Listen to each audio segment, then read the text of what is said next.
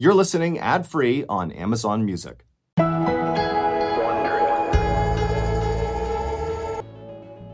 In April of 2020, a 17-year-old named Sam, who was an avid outdoorsman, decided to go on a one-night hike in the Superstition Mountains in Arizona. The mountain's name has a bunch of supposed origins, but the one that's generally accepted is people are afraid of the Superstition Mountains because of all the mysterious deaths that have occurred there. And so because people would avoid these mountains in fear of mysterious death, it became these superstitious mountains. But Sam was not superstitious and regularly came out here to go hiking, in particular on this 8-mile loop that went through a canyon. And so this one night overnight he planned on doing was going to be on that 8-mile loop where he'd do 4 miles in, camp out, and then 4 miles back. And he planned to do it with a friend, but his friend at the last minute canceled, and so Sam teetered on not even doing it, but ultimately decided, okay, I'll just do it by myself because I'm very familiar with this area. On the day he was supposed to go do this hike, he had planned on getting there early in the day to have maximum lighting, but due to some unforeseen circumstances and traffic and bad road conditions, he didn't get to the trailhead until 5:45 p.m. that night. Sam knew it was a bad idea to start this hike so late because he was going to run out of daylight.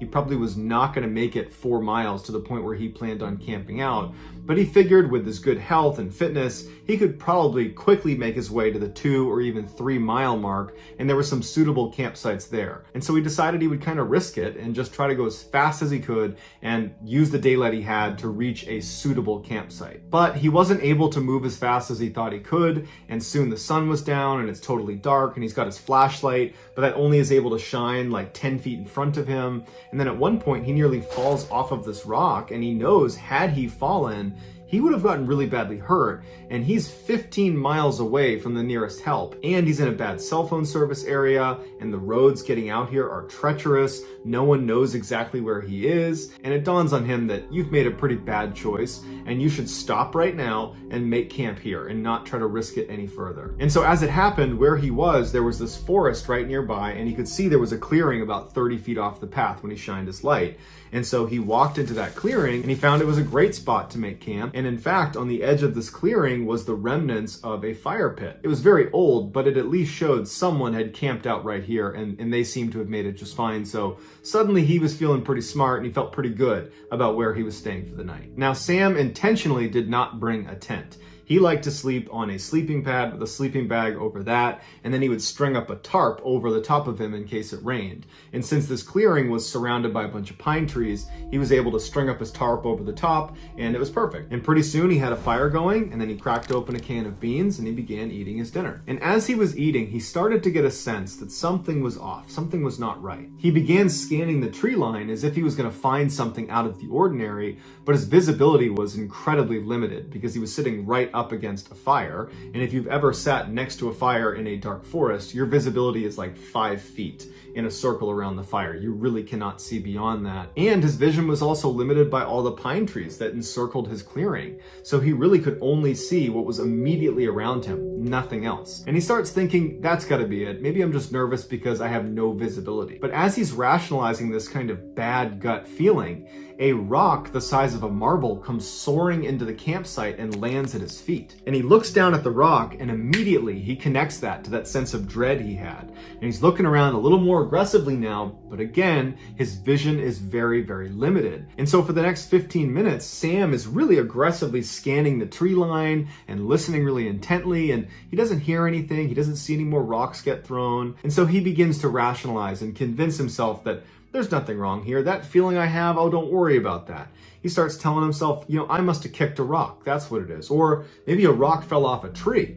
But either way, it's something totally explainable and you got nothing to worry about. And after a little while, he convinced himself and he got into his sleeping bag under his tarp and he went to sleep. A couple of hours later, Sam wakes up and he has that same sense of dread, and now it's back with a vengeance. And he can't hear anything, he can't see anything, but he's definitely feeling like something is wrong. And at that moment, as he's listening really intently and looking really carefully, he hears the sound of rustling leaves. It sounds like someone walking through leaves about 30 or 40 meters away from his campsite. And initially, he can't tell if this person or animal is walking towards his campsite or away, but over the next 30 seconds or so, the sounds start to fade, and he convinces himself that, okay, they've left and everything's fine. But just in case, he wanted to grab his flashlight and shine it in that direction, and so he reaches next to him where he had left it when he had gone to bed a couple hours earlier, and he can't find his flashlight. He's looking around for it and he can't find it, and he's like, man, that's weird. I had it right here, right next to my body, and it's not here anymore. And that's when the alarm bells start going off in his head, because the only way this flashlight moves is if he moved it. And if it's not here, how did it move? And so he jumps out of his sleeping bag, he ducks out from under the tarp, and he's looking around on the ground in the immediate vicinity of where he was sleeping to find this flashlight. And as he's looking, out of the corner of his eye, he sees some light. And he turns his head, and in the same direction that he had heard those footsteps, those rustling leaves when he was still laying down, he sees his flashlight laying on the ground about 10 meters away, which means someone or something had been less than a foot away from him to get this flashlight that was right next to him while he was fast asleep and totally helpless, and had moved it all the way over there. And immediately Sam thinks to himself, that's a trap. They are trying to lure me away from my campsite. Suddenly he felt so scared he wanted to vomit, but he knew in order to survive this situation, he needed to keep his wits about him. So he puts his boots on and he grabs his knife, and he knows he's not leaving this campsite. In fact, he's going to build the biggest fire he can. He's going to stoke that fire as big as he can get it, and he's not going to go anywhere near that flashlight. For the next several hours, Sam just stood in the middle of his campsite holding his knife, preparing to confront whatever the heck is out in the woods. And over those several hours, he would hear footsteps approach his campsite, turn around, and leave. Every time the fire got lower, he noticed they would come closer and closer and closer, and when he would stoke the fire, they wouldn't come as close. But at about 3 a.m., he ran out of firewood, so unless he went into the woods to get more, he'd be out, and he's certainly not going into the woods. That's the whole point, is to avoid the woods where this thing is. And so as the fire died down, Sam prepared himself mentally for whatever happened next, because he knew that with that fire gone, this thing was comfortable coming all the way in, coming all the way up right next to him to get the flashlight. And so finally, he hears the footsteps approaching, and before this, the closest they had come was maybe about 15 meters away. They were far enough away it didn't feel intimate. It was terrifying, but he had some distance. This time, they walk right up to about 3 meters away, but they intentionally come behind the thickest group of trees, so he can't see them. And it's still dark outside, and he's in that bubble of light near the fire, so he's blind to whatever's on the other side of those trees. But he knows they're there, and they've stopped. And for 2 hours, this poor kid is standing in the middle of this campsite, facing in the direction of whatever is behind the trees. Probably his imagination is going crazy at this point with what could be behind those trees, just waiting for whatever happened next. But ultimately, the only thing that would happen is the sun would eventually come up, and right before it actually popped over the horizon, this thing on the other side finally moved, it turned around and ran away, and it did not come back.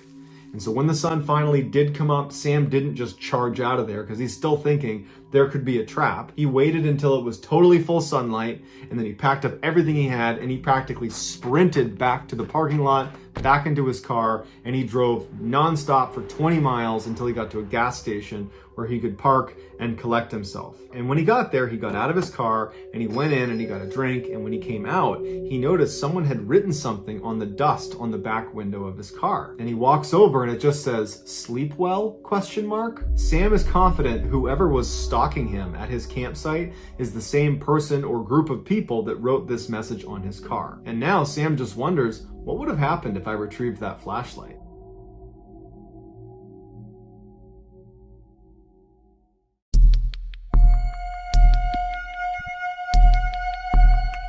In 1982, a very outdoorsy teenage girl and boy who had recently started dating decided to go camping in Maine. Around 1 a.m. on the first night they were there, the girl wakes up because she has to go to the bathroom, and she's about to unzip her tent when she stops because she hears some strange noises coming from outside their tent. It wasn't that loud, but it sounded distinctly like something was digging in the ground. But she really had to go, and she figured, you know what, it's probably just some small animal or something. And so she begins to unzip the tent, and there's a little bit of moonlight that night, and there was a clearing outside of their tent. So the moonlight's pouring through, so she has plenty of illumination. And so she looks through this tiny hole, and she can't believe what she sees. It is a grown woman squatting down about 2 or 3 feet away from their tent. Her back is to them, so she can't see that she's looking through the tent. And she's feverishly digging into the ground in front of her. The girl literally falls backwards into her tent. She's so startled by what she sees, and she lands on her boyfriend, who immediately gets up and he's like, "What's going on?" And she goes, "Shh." And she points at the little hole where she had unzipped the tent, and she goes, "Look." The boy is confused, but he can tell his girlfriend is very serious, so he sits up quietly and he looks through the little opening in the door and he sees the digging woman. The boy recoils and looks at his girlfriend and he's like, "What is going on out there?" He takes a flashlight and she's telling him, "Don't do it." And he opens up the tent a little bit more and he aims his flashlight directly on this woman. And this gets her attention and she stops digging and she stands up slowly and she turns around and faces them, and she's got no expression. She's not giving them any indication why she's there. She's not acting aggressive. She's not acting scared. She's just completely neutral. And she stands there staring at them for quite a while before turning around and just walking away from their campsite. And after a little while, when they were pretty certain she was gone, they open their tent all the way, they go outside, they kind of scan around with their flashlights and she's nowhere to be found, and they go to where she was digging, and it's just this weird 4-inch deep hole in the ground. There's no rhyme or reason to why she was doing that. And so after sitting there wondering what they should do, they settled on, well, tomorrow we'll tell the park rangers that she was here and maybe they'll do something about it. And so feeling pretty confident that this woman's not going to come back, they both go back into the tent, they zip it shut, they get in their sleeping bags, and they're about to go to sleep when they hear someone running towards their campsite. And they know it's this woman. They immediately unzip the tent and they look out, and now the woman's not digging anymore. She's rummaging through some of their stuff that's outside of their tent. And the way she's doing it, they described as monkey-like. She'd pick something up, look at it, and throw it over her head. She'd pick the next thing up, throw it over her head, back and forth, just throwing things behind her. And so the boy gets out and he shines a light on her and goes, "You need to leave." And she doesn't react. She just keeps flipping through all their stuff until he gets pretty forceful and says, "You need to leave right now." And at that point, she kind of stops and looks at him like, "Huh, what are you doing here?" And then she gets up, turns around, and walks away. Now the couple really doesn't know what to do because she's clearly willing to come back after being confronted. But they stayed outside their tent for about 15 more minutes, shining their light and making lots of noise and treating her like she's an animal. And they're just trying to scare her away from the campsite.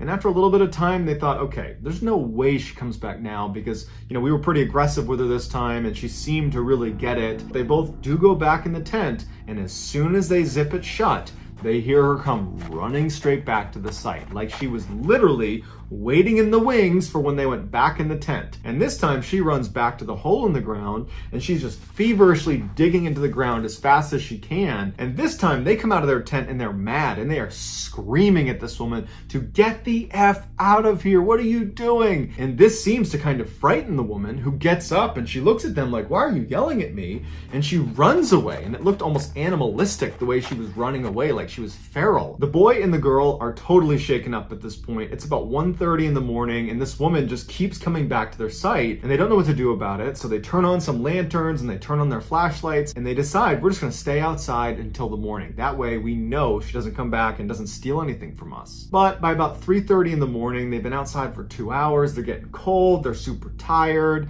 The woman's nowhere to be found. And so they finally say, "You want to go back in and get some sleep? I think this time she's really gone." They get back in their sleeping bags and they go to sleep. They don't hear her again. The next morning when they get up and they unzip their tent, they look outside and all of their stuff has been thrown all over the campsite. And the hole in the ground that the woman had dug that was previously about 4 or 6 inches deep is now well over a foot deep. And they realize this woman must have been lurking in the shadows in the woods, watching them from 1:30 to 3:30 in the morning. That whole time they were out there kind of warding her off. She was just waiting, just watching them the whole time in the shadows. And as soon as they went into their tent, she must have given it a little bit of time, but then she ran right back over and she ransacked their site. But the strangest thing was, after they looked through all of the stuff she had chucked around, nothing was missing, and there was some pretty expensive stuff that was laying out that she could have taken but didn't. After they picked up their site, they went to the park ranger and they told them about what had happened, but the ranger has no idea what to make of it. He's never heard of such a thing. And so the couple just leaves that day because they're not about to spend another night here. And to this day, they have no idea why this woman was running onto their site and digging into the ground and rummaging through their stuff. It was like she was just a wild animal.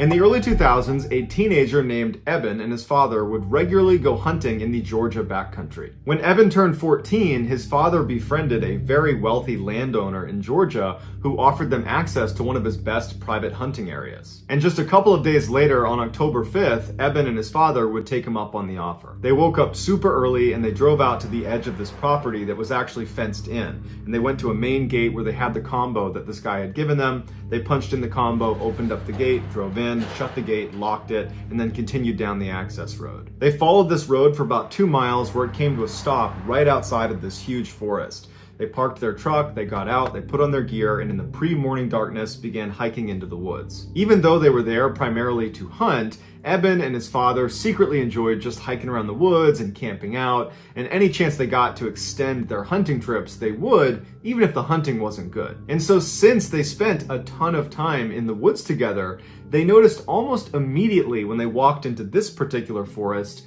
that something was off. There's no birds, there's no animals, silence. It's just totally silent. The only sounds they heard that were not them was a single plane that passed overhead. Although they found this very odd, they figured, you know what, this is private property, not a lot of people are out here. I'm sure as soon as we showed up, the animals were aware of us and they've scattered. They finally make it out to the hunting stand that the owner had told them about. They get all settled in, they're getting ready to see some animals. And all day long, they don't see a single animal. They don't hear a single animal. In fact, again, it is just completely silent. Frustrated, they began packing up their stuff, making their way down off the stand, and they started looking for a place to make camp for the night. And Eben's father suggested, well, hey, there's obviously nothing over here. It's been quiet all day. Why don't we walk deeper into the woods a little ways, set up camp there, so tomorrow we have a better chance of seeing some animals. So they hiked for about an hour farther away from where they parked their truck, and they reached this clearing, which is perfect for setting up their camp. And so they set up their tent, and Eben's father says, hey, we still got some daylight. Do you want to go try our luck and see if we can see some animals out here now? Eben's like, yeah, why not? So they hike a little ways away from their campsite,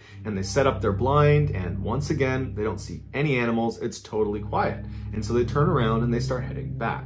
As soon as they could see their campsite, which really was just their tent, they noticed that their tent was now collapsed. And Eben's father turns to him and says, oh, it must have been the wind. And Eben says, no, it couldn't have been the wind, because all day today we have been commenting on how quiet it is and how the fact that there's no weather, no wind, no anything is heightening the fact that it's completely silent. So it could not have been wind. So Eben's father is like, well, when you set the tent up, did you not put the posts into the eyelets? Did you not build it correctly? And Eben's like, no, I've made that tent like 1,000 times. I know it was set up correctly. They walk into their campsite and they look down at their tent and they're really confused at what they see. The 2 rods that go in an X over the top of the tent that thread through nylon loops and then anchor at 4 different points on the base of the tent, well, they had been removed from the 4 corners. And if you know how a tent works, it works on tension. And once you have a rod anchored in 2 points, it doesn't just pop out. It's anchored at 2 sides. It's actually difficult to remove each anchor. Once one is out, the other comes out easily. But basically, the rod would need to break in order for it to come out of those anchor points, or someone would have to come over and remove it. And they didn't remove them, and none of the rods were broken. Which leaves them with either they failed to set up their tent, even though they had distinct and clear memories of setting it up and double checking it was set up because they put gear inside of it, or someone came over to their campsite while they were gone and undid the 4 corners. They decide, you know what, it can't be some stranger coming over here because we're the only ones with the gate combo. This is private property and no one could have been here. And why would they do that if they came to our campsite? Why would they randomly collapse our tent and then vanish? So it had to be us. We must have not made the tent. And while they didn't really believe that they had not made their tent, they convinced themselves that that's what happened because the alternative was just too bizarre and frankly terrifying to consider. So they build their tent and they make a little fire and they stay up for a little while chatting before being tired and saying, okay, let's just go to bed. They extinguish the fire, they get in the tent, and they both fall asleep. A couple hours later, Eben wakes up suddenly and he's not sure if he's dreaming or not, but he thinks he hears someone laughing a couple hundred meters behind their tent off in the woods. Eben instinctively turns to make sure his dad is still in the tent with him, and he is. And then Eben starts listening really intently to what's happening outside. and all he can hear is silence, like it's been since they got in the woods. He doesn't hear any more laughter, and so he says, okay, I must have just been dreaming, and there wasn't any laughter out there, and eventually Eben goes back to sleep. A little while later, Eben wakes up suddenly again, except this time his dad is already awake and looking around anxiously. And Eben sits up and goes, what's going on? And his dad goes, shh, and he goes, can you hear that? And Eben listens, and to his horror, he hears laughing. He wasn't dreaming before. Eben also realizes the laughter is not coming from the same area he heard it. It's now coming from the opposite direction, and it's a lot closer to them. Eben very quietly and carefully explains to his dad that he actually heard this laughter a couple hours earlier, and Eben's father turns to Eben and says, before we came out here, I asked the owner, should we expect any other hunters or campers or anybody nearby? And the owner said, this is private property and it's fenced in. There is no one there but you guys. After this revelation, they both turn their attention back to just listening because they're hoping this is just gonna stop and whatever this is just gonna leave. But it doesn't leave. They hear footsteps running towards them from way off in the forest, and it's so quiet, it's really easy to hear these footsteps. And whatever this is charging towards them. And then it comes to a complete stop right at the edge of their clearing. At this point, Eben is now grabbing onto his father. Eben's father is holding onto his rifle, and he's getting ready to open the tent to confront whatever is out there. And right before he grabs the zipper, this person, whatever it is, starts laughing again, and it's practically right on top of them. It's so loud. They can hear it clear as day right there, right outside their tent. And Eben's father takes a deep breath. He grabs the zipper, and as soon as he begins moving it, the sound the zipper made causes the laughter to stop. They don't hear footsteps, so they know probably something's still out there. But the laughter stops like it's recognized that they're making noise. They're right there. There they are. They're in the tent. Eben's father freezes with his hand on the zipper, and he's debating whether he should go outside or not. And before he can even make that decision, whatever this thing is turns around and runs back into the woods, and it's just gone. And for several minutes, they just sit like that in total silence, praying that whatever this is gone for good. And after several minutes, when they don't hear anything, there's no more laughing, there's no more running, Eben's father re-zips up the tent, puts his hand back down, and they're both left just sitting there thinking, what the heck just happened? Eben and his father would stay up all night, and they would barely speak, because whatever this thing was had heard them when they moved the zipper. And so they were really afraid of making any sound, even little sounds, because it's so quiet, sound travels really far, and they don't know who or what is out there. And so in silence, holding their guns, they're just waiting for the sun to come up. And as soon as it did, they were up and out of there, literally running out of the forest, checking over their shoulder the whole time, all the way back to their truck. And so to this day, they have no idea who or what the heck was running around out there. And they told the owner of the property about it. And the owner just said, it's not possible. We have a totally gated in private piece of property, and there are cameras watching the only entrance. And you are the only ones that went in or out over that time period. And prior to that, we monitor this property. Nobody else was in there.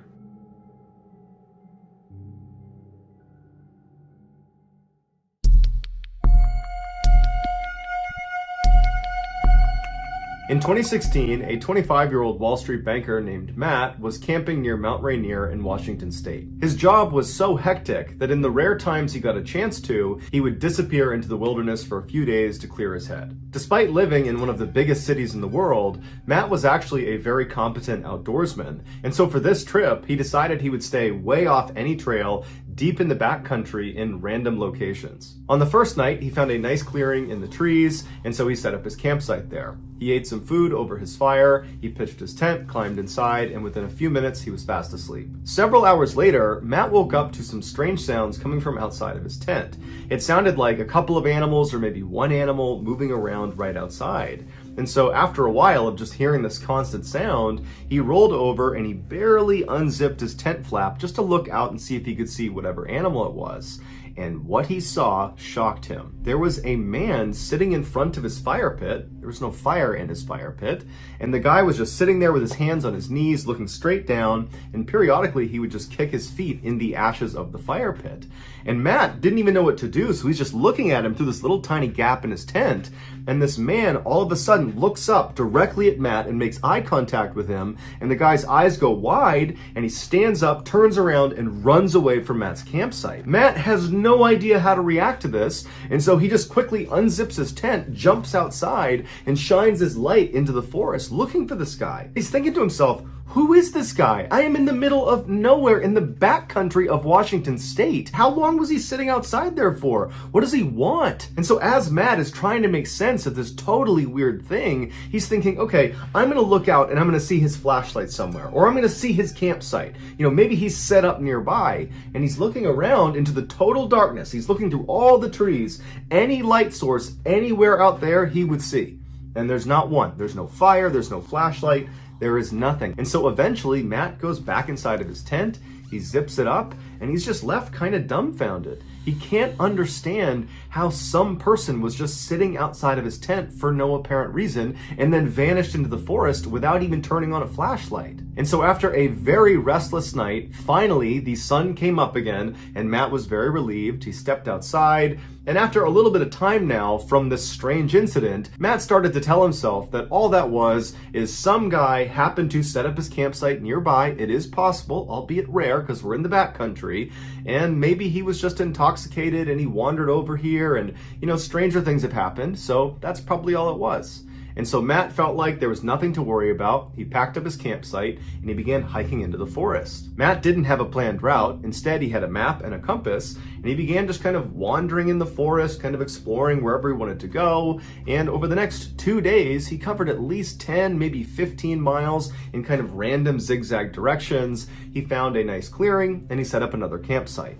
That night, he set up a fire and he was eating some food near his fire. And then as he's sitting there, he hears rustling coming from behind him. And he's pretty sure it's an animal, so he turns around and he doesn't see anything. And he goes back to eating his food. And then a little while later, he hears some more rustling behind him. And this time, he can't really just write it off. Clearly, there is something behind him that's moving around. And so he stood up, turned around, and remained motionless and just listened, expecting to see maybe a deer come out of the woods. But instead, he hears a man's voice come out of the darkness that says, "Do you know how to get to Bell's Canyon?" And Matt's heart starts racing. He knows that even though he can't see him, it has to be the same guy he saw 2 days ago, because they are in the middle of nowhere. He hasn't seen any other hikers or campers or anyone, and clearly this guy has the ability to sneak up on him. And so he's thinking, what does this guy want? I just spent the past 2 days hiking in random directions for 15 miles, and he must have followed me. And so Matt, not knowing what else to do, just says, I don't know where Bell's Canyon is. And then there's silence. And Matt, one part of him is thinking, I hope this guy does not come into the light. I hope he just goes away. The other part of him is thinking, well, you know, maybe this is a different person that is lost and they're looking for this place called Bell's Canyon, and they'll come into the light. It'll be a big relief. I'll send them on their merry way and everything will be fine. But as Matt is having this wishful thinking, the voice from the shadows does not come any closer, but instead asks the same question a bit more forcefully this time. "Do you know how to get to Bell's Canyon?" This time, Matt did not respond. Now he was scared. This is not some friendly hiker looking for directions. There's something wrong. And so Matt, knowing he's all alone out here, he knew he had to do something to try to take control of this situation. And so he took a deep breath, he reached down and grabbed his flashlight, and in one swift motion, he lifted his light up and shined it in the direction of this guy's voice. And what he saw was this guy from 2 days ago looking out from behind a tree right in Matt's direction. He was hiding from him. And when the light hit him, the man barked at Matt to aim it away. And Matt kind of instinctively lowered his light, but now he was too scared to raise it again, and now he knows it's the same guy. This guy has been following me for 2 days. And so for several minutes, Matt just stood there absolutely terrified, and this guy, he just stayed out there. Matt didn't hear him move. It was just a complete standstill. And then the silence was broken yet again by this voice, except somehow he had moved even closer to Matt. And when he came through asking the same question, "Do you know how to get to Bell's Canyon?" his voice was so close to Matt that Matt got scared and raised his light up, and the man was standing just a few feet away from him. And this time, the man's eyes got wide like they did the first time they saw Matt, and he turned around and he ran into the forest again. Matt, not knowing any better, just began running after him, but he only ran for about 30 seconds before he realized the terrain out here is so rough. He's gonna fall, get hurt, he's gonna get lost, and this guy's already long gone. He somehow managed to run immediately so far away. And so Matt just goes back to his campsite and he's thinking to himself, what do? I have no cell phone service. I'm at least 3 days away from my car, and I'm in the middle of nowhere. No one even knows where I am because I didn't chart a course. I didn't tell anyone where I was gonna be. And so Matt just grabbed his knife and stood in the middle of the campsite, and for hours and hours, he just kept looking around, expecting this guy to just show up again or start speaking to him from somewhere out in the darkness. It was absolutely horrifying. Finally, by about 3 in the morning, Matt was so tired that he had to go to sleep. He hadn't heard this guy again, he didn't see him again, and he figured, I need a little bit of sleep because tomorrow he's gonna pack up his campsite and begin this epic journey back to his car. And so he climbed in his tent and he had a very restless next couple of hours. And then the sun came up, Matt jumped out of his tent, packed up his stuff, and began practically running in the direction of his car. All day as he was hiking, Matt kept looking over his shoulder, expecting to see this guy, because clearly he had followed him for multiple days, over 15 miles, and so the likelihood that he's still following him was really high. And so all day, Matt just felt like he was being watched, he was totally terrified, and then the sun started to go down, and Matt knew he would have to camp out again. And so he found a clearing in the trees, he set up his campsite, and he was so tired from running basically all day and being so mentally exhausted from this experience that he just got in his tent and fell asleep very quickly. But several hours later, he woke up to the sound of somebody walking around his tent, and he knew it had to be this guy. He's still in the middle of nowhere. He's not even close to the parking lot yet. And so this guy is still following him. And so Matt sat up in his tent, he clutched his knife, and for hours and hours and hours, all night, this guy just walked around his campsite. And then around 4 or 5 in the morning, he scampered off. When the sun finally came up, Matt leapt out of his tent, packed up his stuff, and literally just began running in the direction of his car, hoping that maybe he could get there before needing to camp out one more night. And so all day as he moved, he's looking over his shoulder, knowing this guy is following him. At this point, it's not even a question. He's somewhere in the forest, but he could never see him. And unfortunately, as the sun was setting, he knew he was not going to be able to make it to his car. He was just too far away. And so at some point, when it got too dark to keep moving, he had to find a clearing and set up his tent again. And so Matt climbed inside of his tent, he zipped it up behind him, he grabbed his knife, and he sat there expecting to hear this guy come walking around. But after several hours, he didn't hear him. And Matt started to wonder, maybe this guy has left me alone, finally. Maybe he's not following me anymore. And so Matt, who was totally exhausted, laid down to go to sleep. And then as he's laying there from somewhere out in the woods, Do you know how to get to Bell's Canyon? Matt immediately sat up. His heart began racing so fast that he actually was concerned he might have a heart attack. And he didn't know what to do, he didn't know what to say, so he just sat there holding his knife. And then this guy began running past his campsite, making animal sounds, and he would stop periodically and moan and grunt, and he'd kick up leaves, and then he'd run past his campsite again, over and over and over again, until the sun finally came up and this guy scampered off back into the woods. Matt didn't waste any time. He leapt out of his tent, packed his stuff up, and ran all the way back to his car. When he finally got inside of his car, shut the door, and locked it, he cried tears of joy. He was so unbelievably relieved. And he peeled out of the parking lot, he got to a nearby hotel, he finally got cell phone reception, and he considered calling the police about this guy, but he thought, what am I gonna tell them? He didn't commit a crime, he was just terrifying. And so he decided not to call the police. He finally flew back to New York, and he just had to accept that there was some strange guy out in the wilderness of Washington state who was able to hunt him over 3 days and 30 miles in rugged terrain without the use of a flashlight, without any gear, and all he ever said to Matt was, Do you know how to get to Bell's Canyon? Wait, don't go anywhere. We actually have a bonus story for you. This final story has quickly become one of the classics on this channel. It's a story about a forest in Connecticut that is actually illegal to enter, basically because of maybe paranormal activity out there, we don't know, but it is actually illegal to go into this forest. There's a whole crazy story around it. I actually told the story on a live stream recently about Dudleytown, and so we went ahead and took that footage, we edited it, made it really pretty, and now you get to watch it in case you didn't see it live. Enjoy.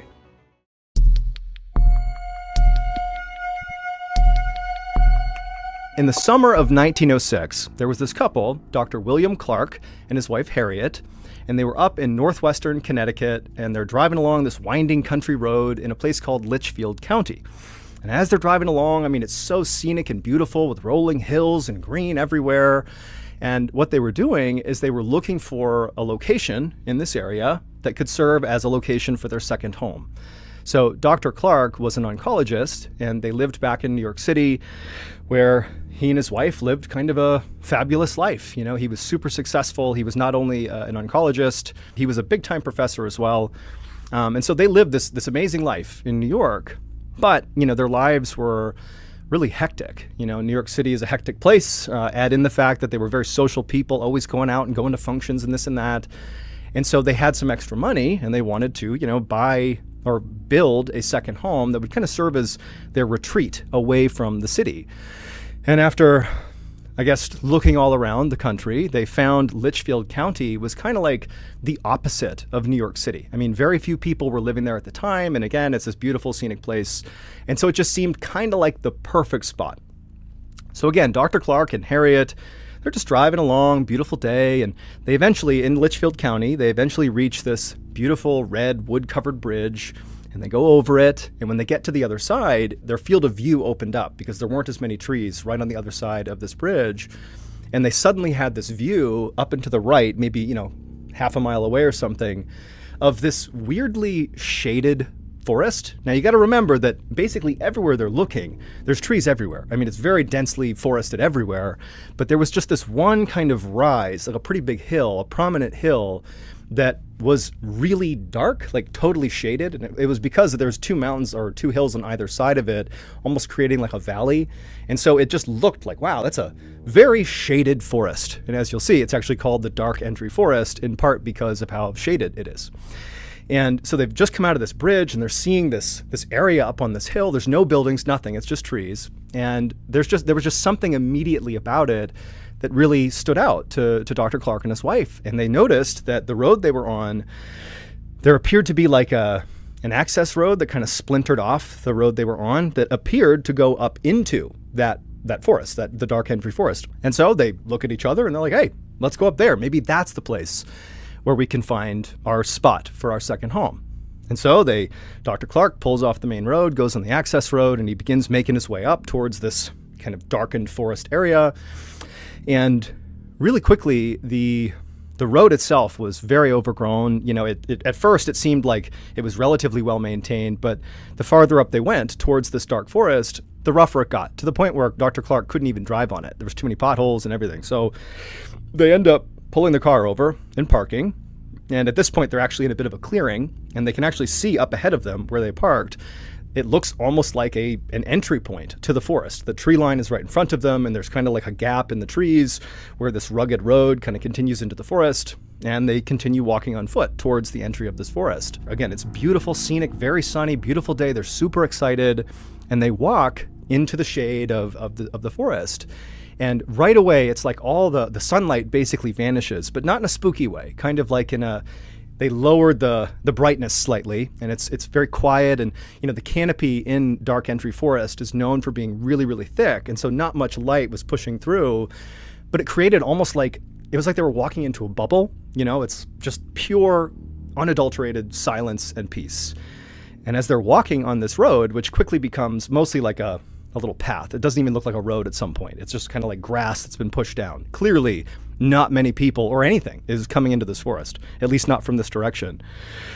And as they're walking along, they're looking around and they're like, this place is so beautiful. I mean, it was already beautiful, but this is especially beautiful. Like, they walked maybe a couple hundred feet into the forest, and off to their right is this apple orchard, untouched. No one's taking these apples. It's just like a wild apple orchard, and there's deer that are just eating the apples off the tree, and they're looking over at Dr. Clark and his wife, and they're completely unafraid. They don't see people, so this is not terrifying for them. Deer just eating their apples. And then, you know, on the other side of the road, there's these huge, you know, fields full of flowers that are, again, trees are everywhere, but there's all these flowers at the bases of the trees, you know, lilies and roses and yellow bitter tansies, or I think that's what they're called. So all these beautiful flowers. And then at some point, as they walked a little bit farther into this Dark Entry Forest, the sunlight that was poking through, it was hitting the ground in such a way that it was actually sparkling, because This forest was actually on a hillside, and there was this mineral called mica. If you're familiar, it's like this little translucent, it almost looks like kind of clouded glass. That's actually a mineral that comes from the ground. And when the sunlight hits it, it kind of looks like it sparkles. And so they're looking around at these wild animals that are unafraid of them, and flowers, and there's, babbling brooks and streams. I mean, it's like out of a Disney movie. This is like a perfect place. And so by the time the couple came out of Dark Entry Forest, this is only, like they walked around for maybe an hour or so. By the time they were coming out, they were completely sold that was going to be where they went ahead and bought their land to build a second home. And so they go back to New York City, and they put in the paperwork to buy the land, and they buy 1,000 acres in this forest, which it's ridiculous to imagine just casually buying 1,000 acres anywhere. But they did. They bought their 1,000 acres. And as soon as they had it, as soon as it was finalized, Dr. Clark began calling around to all these builders, local builders in Connecticut, that could help him build his home. And he had no intention of building some humongous home. They bought a huge amount of land, but they only wanted to build a small cabin. But despite the job being relatively simple, and despite Dr. Clark offering quite a bit of money to anybody who was willing to go out there and build this for him, none of the builders would do it. They never really gave a straight answer to Dr. Clark about why they would not go into Dark Entry Forest, but universally, no one would do it. And so, Dr. Clark, he definitely was discouraged by that, but he just kind of chalked it up to, okay, so obviously it's kind of an isolated place. It's relatively hard to get into Dark Entry Forest, and where they had bought this land, it was pretty far into the forest. And so he just decided, okay, it just might not be worth it for them. It's logistically kind of a nightmare. They don't want to do it. And so Dr. Clark is undeterred, and he decides he will just build the house himself. Dr. Clark, he grew up on a farm in New Jersey. He was a very handy guy. He had built buildings before, so this was something he could do.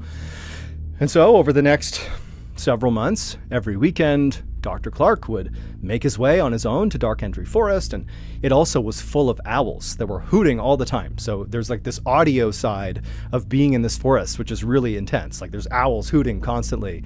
And actually, Dr. Clark and Harriet thought it was really cute that these owls, it seemed like they were almost personally greeting them as they came into the forest. And so Dr. Clark, every weekend for several months, he would go into Dark Entry Forest and be greeted by the owls, and he would go to the land where the 1,000-acre land. And actually, he had identified this one kind of flat spot in the 1,000 acres that was good for building a home. And so the first thing he did over these several weekends he was out there is he just cut down this massive swath of hemlock trees, just kind of clearing out that flat area. And then he chopped up the trees he cut down into lumber, and he used that to build a rustic, simple 2-story cabin. And then after this cabin was built, kind of up on this hill, there happened to be another hill not too far away from the cabin where there was a freshwater spring right at the top. And so, Dr. Clark, he went up and laid piping from the freshwater spring down to his cabin, so they had fresh water in the cabin. And then down the hill from where the cabin was constructed was a small brook, and Dr. Clark, he found himself always going down and just staring into this beautiful brook because there were all these trout, because nobody fished out here. This is like an abandoned place, basically. There's all these trout just swimming around unencumbered, just leaping out of the water, if they even do that. I don't know if trout do that. I think they do. And so he ended up actually building a swimming pool right next to the brook, specifically so he could sit in the swimming pool and watch the trout. And so by Thanksgiving of that year, so 1906, by Thanksgiving, the property was done. The cabin had been built, everything was done. And so that holiday season, Dr. Clark and Harriet and their whole family would come out and they would spend the holidays, sitting in their pool, watching the trout and just having a wonderful time. And really for many years, every summer and every major holiday, the Clark family would come out to their beautiful Dark Entry cabin and they would stay there. And it was really perfect. That is, until 1918. In 1918, in the summer, Dr. Clark and Harriet were at their cabin and they were having a nice time when Dr. Clark got word that he was actually being called back to New York City for an emergency. Remember, he's an oncologist, so these things happen, and he was called back. And for whatever reason, Harriet, who normally likely would have joined him and just gone back to New York with him, she decided to stay. I mean, they've been coming here for years by this point, so she probably felt somewhat comfortable, although admittedly she was very unhappy about this. She didn't want to be there alone, but again, she decides to stay. But she tells Dr. Clark, because she didn't know how long he would actually be in New York, and he didn't really know either. But she said, you got to promise me you'll be back here as soon as you possibly can. And Dr. Clark would tell her that, I'll do my best. I should be back here in maybe, a couple of days from now. And I promise you I will come home as soon as I possibly can. And so Dr. Clark packs up his things, and he and his wife, they leave their cabin. They, walk their way down the trail, listening to the owls and looking at the mica sparkling on the ground. And they leave the forest and they make their way to a nearby train station, which actually was not that far away from the entry to the forest. And Harriet dropped off her husband, and she watched, as he, boarded, and it began taking off, and he disappeared to go to New York. And Dr. Clark, as he's vanishing, traveling on this train, he's thinking to himself that, okay, I'll be in New York just for a couple of days. I'll be home. I'll be back in no time. Little did he know, over the course of time he was going to be in New York, his wife would endure something that is just truly horrifying. So, before I explain to you what happened after Dr. Clark left, you need to understand some history about this forest. History that Dr. Clark and Harriet did not look into before deciding to purchase these 1,000 acres. Because had they done the research into this area, they likely would not have bought the land. So there actually used to be a town that was settled in the Dark Entry Forest. It was called Dudleytown, and it was settled in the 1740s. And at first, it was just a couple of families just getting by, but pretty quickly it grew to about 30 families and several structures and houses and the whole nine yards. Like, it's a small community inside of this beautiful forest, and things were great. For a small town in the 1700s, things were stable. But starting at the end of the 1700s, like in the 1790s up till about the 1800s, things started to go really, really badly in Dudleytown. And in fact, because of how badly it went, it earned this, the conclusion was that Dudleytown had to be cursed. And that lore had stuck around, which is actually why those builders refused to do the work for Dr. Clark, because they believed it was a cursed place. So this is what led to it being believed to be cursed. And I'll tell you, it's pretty creepy. So it started with the Carter family. So the Carter family was a big family inside of Dudleytown, and it was in 1790, 1792. There was this cholera epidemic that broke out in this small town, and 6 members of the Carter family died really suddenly from cholera.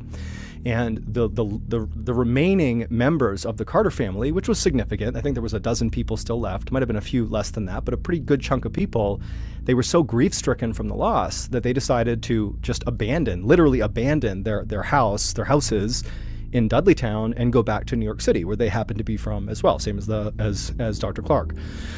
But as soon as they got to New York, they were massacred by natives that lived in the area. And the only people that survived this massacre were 3 children, and the 3 children were kidnapped and never seen again. And so that was the start of bad things happening to people in Dudleytown.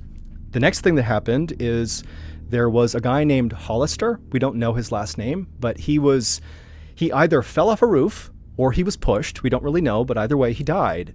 But he died on or near another person's home whose name was Tanner. Okay, so Hollister dies, and he dies on or near Tanner's home. And after Hollister died, which again, it was shrouded in mystery, Tanner, the owner of the home where this guy died, he began talking obsessively, and it's documented, obsessively about strange creatures lurking around the tree line inside of Dark Entry Forest, right around Dudleytown, every night. That's all he saw. So guy dies, and all of a sudden Tanner is noticing all these strange creatures. And he's telling everybody in town that there's something going on here. Nobody believed him. And so slowly, Tanner, every night, he would see whatever he was seeing, and it drove him insane, completely insane, to the point where he couldn't even function, and his daughter had to take care of him until he passed away. And as Tanner was losing his mind, his next door neighbor, whose name was Abel, began to talk as well about these creatures that were coming to the edge of the tree line surrounding Dudleytown most nights. And just like Tanner, Abel as well slowly lost his mind over these creatures because nobody believed him. And then all the way up until like just past the 1800s, so many people just randomly died in Dudleytown, some from disease for sure, but others, they'd just be found dead. And then many people as well began citing these strange creatures that were lurking all around. By 1900, the only family that was still alive in Dudleytown was this family called the Brophies. And it was a fairly big family. And the mother, she suddenly died of cholera. The two sons, they were accused of theft in another town and then fled and vanished. And so literally it's down to John Brophy, the actual last person who's living in Dudleytown.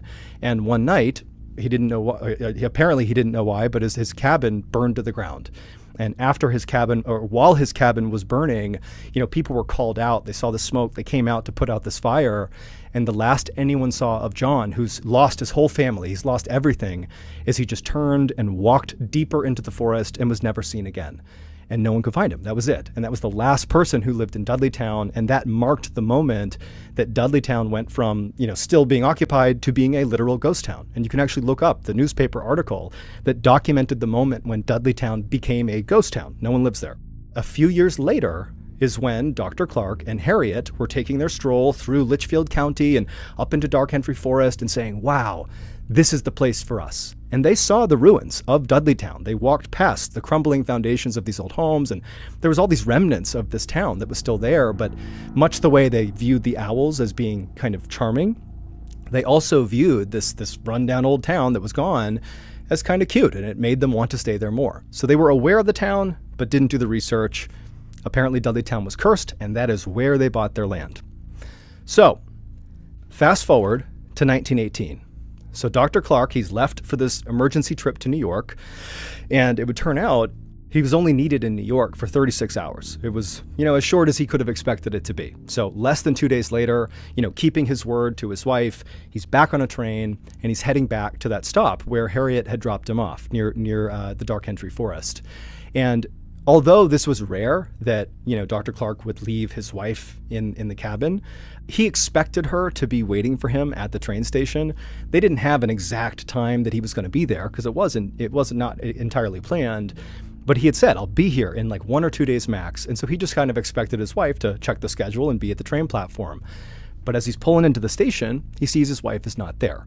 Now, this was not some huge cause for concern, but it was enough of a red flag that as, he's pulling into the station, Dr. Clark is thinking something feels off. And so he ends up going from the train station, and he actually walked the rest of the way. He didn't take a car or anything. He walked to that access road and made his way up to the entry of Dark Henry Forest. And as soon as he walked into the forest, so daylight out here, he steps into the canopy and it's dark again. And remember, it used to feel so welcoming and wonderful going into that forest. It was so peaceful, but now it has a different feel. He steps into the forest and suddenly it feels threatening. It feels ominous. And the owls that are hooting the whole time he steps in, it didn't feel like they were greeting him. It felt like they were telling him to leave. But he had to find his wife, and he's thinking she's up at the cabin. That's where we need to go. And so he begins kind of jogging, fast walking. He's getting a little nervous through the forest. And as he's moving through, the sounds of these owls are getting louder and louder and louder and more threatening until finally when he gets to the clearing, when he can actually look up and see where he built his cabin up on this hill, it's like a cacophony of noise. It's just constant hooting, almost like it doesn't even sound like hooting. It's just a loud sound that's constant. And so Dr. Clark is starting to panic, but he gets even more panicked when he looks up at the cabin. He doesn't see his wife, but he sees the front door to this cabin is slightly ajar.